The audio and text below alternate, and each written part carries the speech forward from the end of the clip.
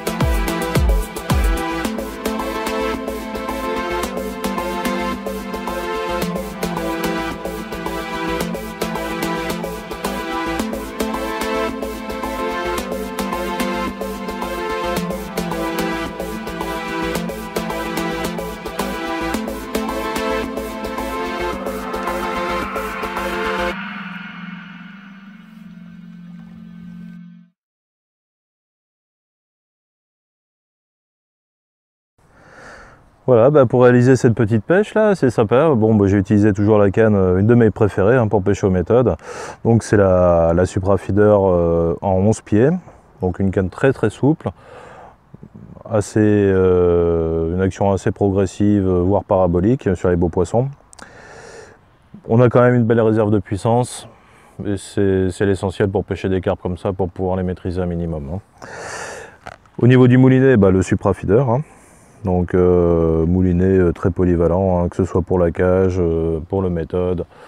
C'est des moulinets qui ont une bonne puissance, line clip sur amortisseur, frein micrométrique, très léger. Donc voilà, on n'en demande pas plus. Au niveau du nylon, donc on a utilisé le Supraline de chez France Bets. Hein. Donc c'est un nylon, là c'est du 22 centièmes, donc une belle résistance. Peu d'élasticité qui coule très bien, donc l'idéal vraiment pour pêcher que ce soit au feeder, que ce soit à l'anglaise, sur des tailles bien sûr inférieures à l'anglaise, mais c'est un nylon qui coule très bien, peu d'élasticité, donc vraiment un contact assez direct avec le poisson. Alors je vais vous présenter aussi les nouveaux hameçons, donc ça c'est les KH1, donc en numéro 12, hein. Donc c'est des hameçons qui ont été conçus vraiment pour le méthode. Franchement, avant de le tordre, il faudra déjà un beau bestiau et un piquant qui est quand même assez exceptionnel, hein. Donc, vraiment l'hameçon, je dirais, idéal pour pêcher aux méthodes.